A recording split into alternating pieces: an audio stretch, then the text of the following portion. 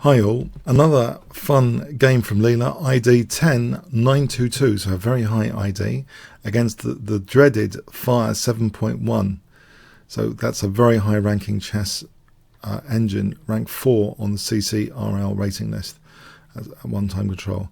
So will Leela halt and catch fire, or be able to give Fire a good game? Halt and Catch Fire is a good series on Netflix, by the way, which tracks the evolution of IT a little bit. Recommended. So anyway, so C4 from Leela, and we have E5. In fact, these are the book moves given the English opening, which is a great test of positional skill, actually.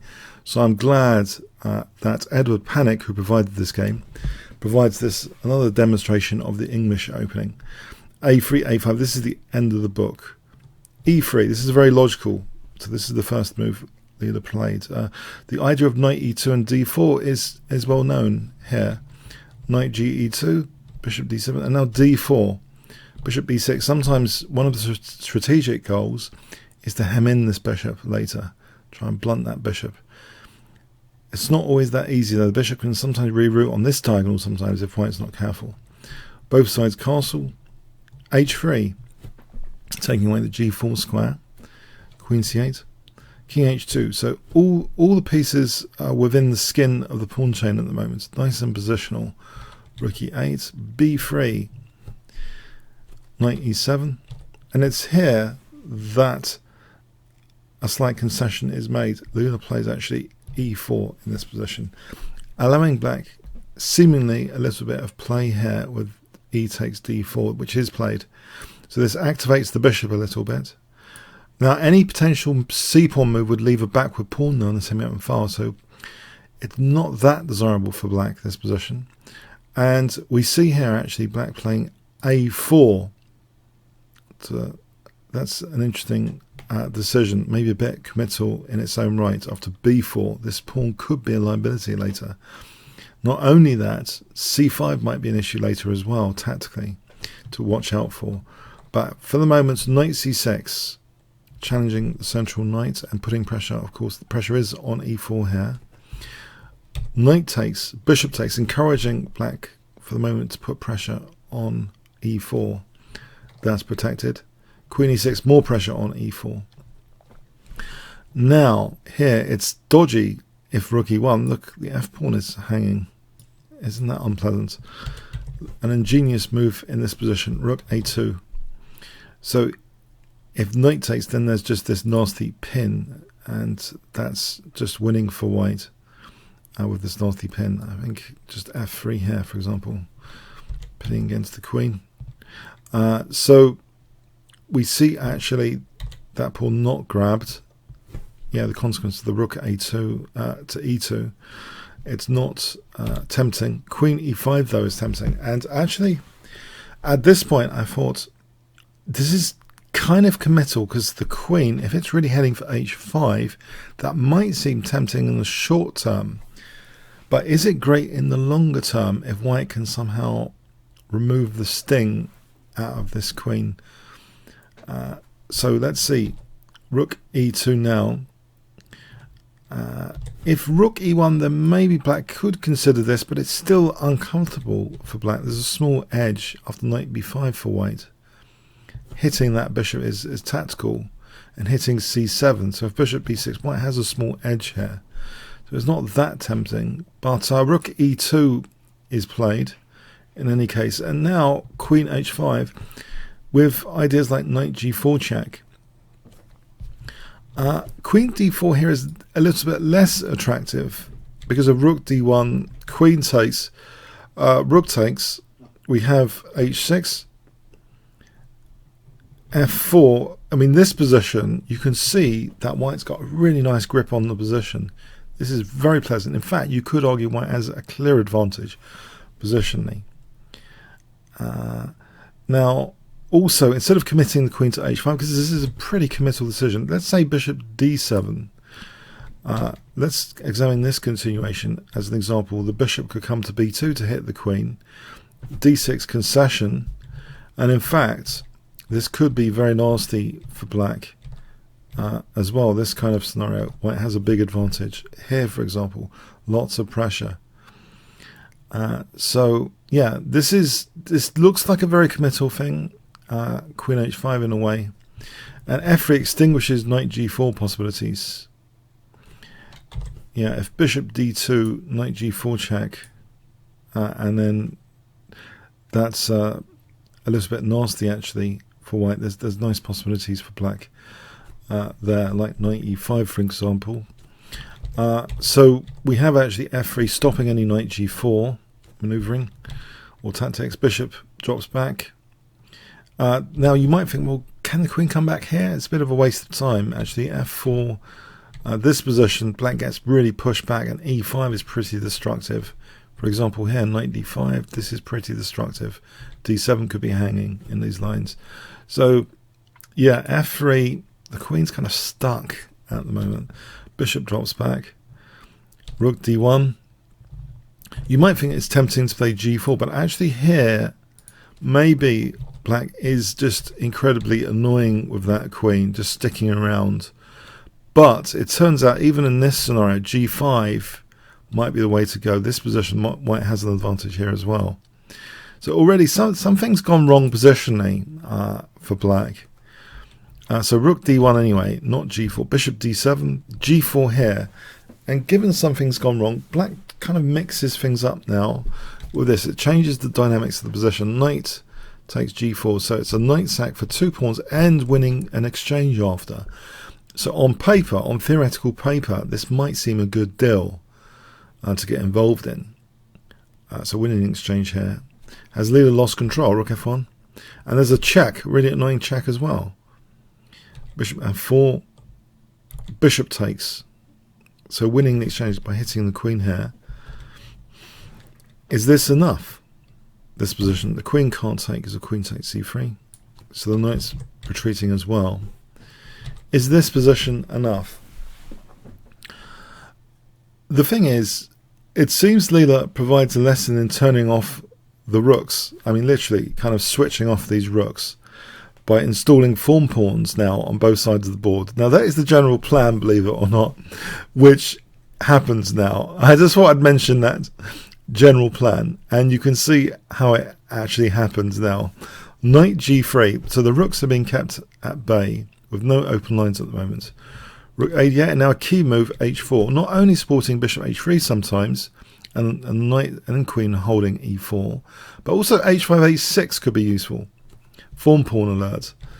King h8, because actually you know knight f5 is not using that idea, and this position is still nice, but it's not so clear what white's plan then becomes. So h4 is very interesting. King h8, queen c3. So eyeing g7. So there are ideas like knight f5 and maybe even the g file later, and maybe bishop h3 as well. f6, trying to blunt for that diagonal at least.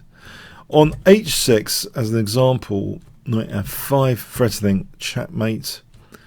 f6. This position is dangerous for black after rook f3 to switch the rook in. For example, queen takes, knight takes, bang.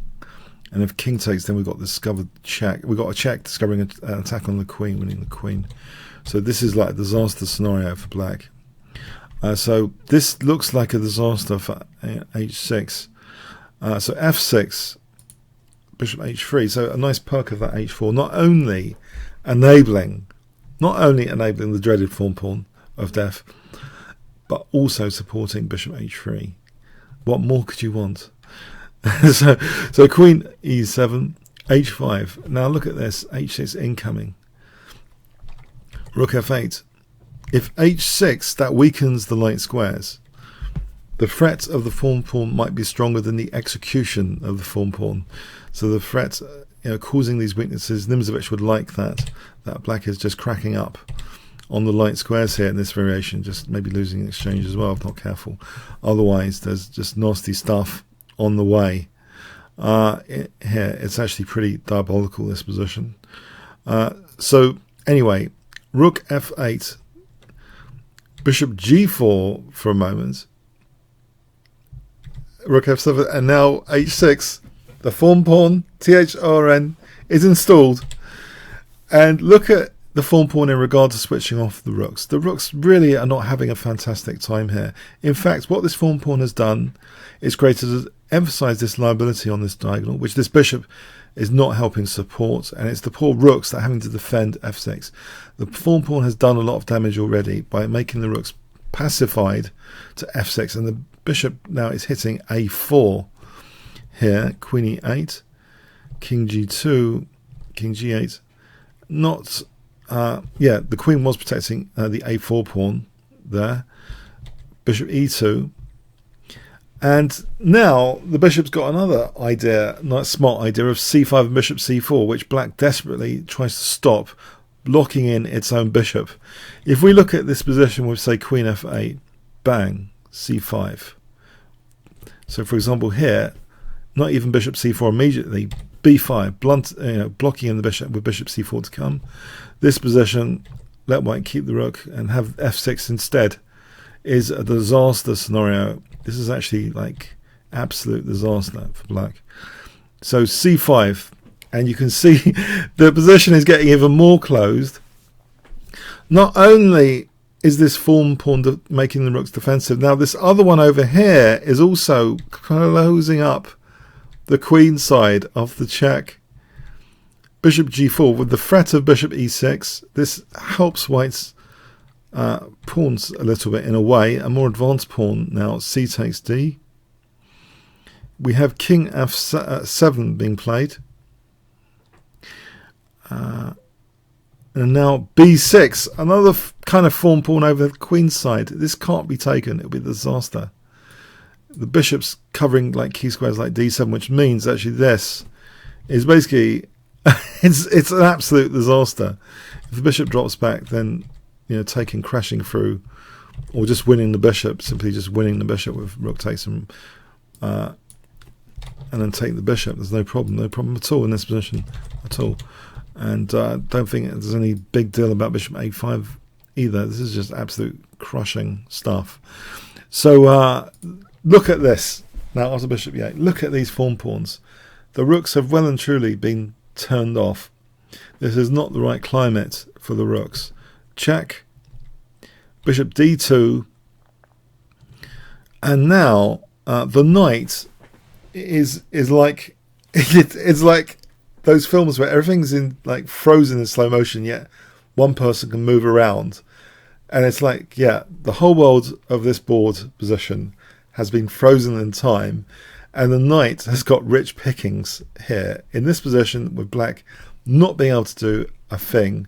The knight, like those films where everything's frozen, can just move around and take things like a4.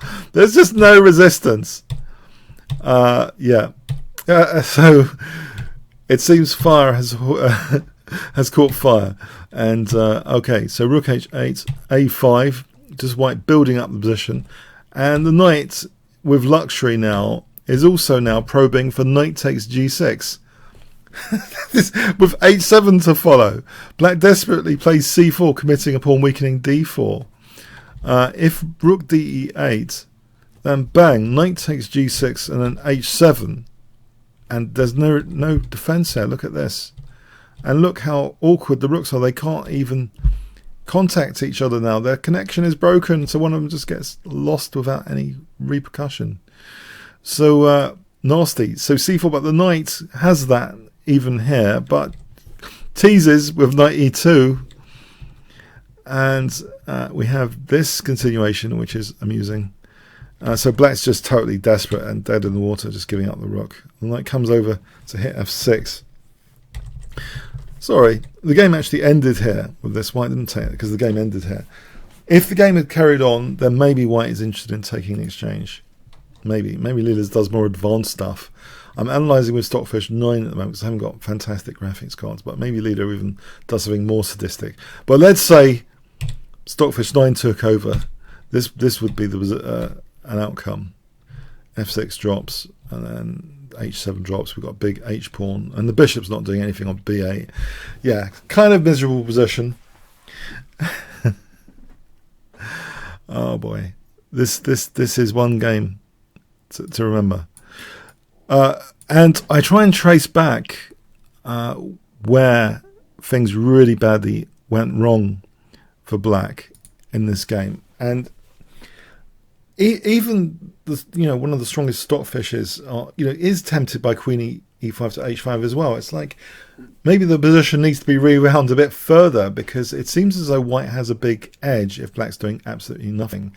That was a kind of try for activity or to open things up, but the rooks got absolutely switched off by the fawn pawns on both sides of the board.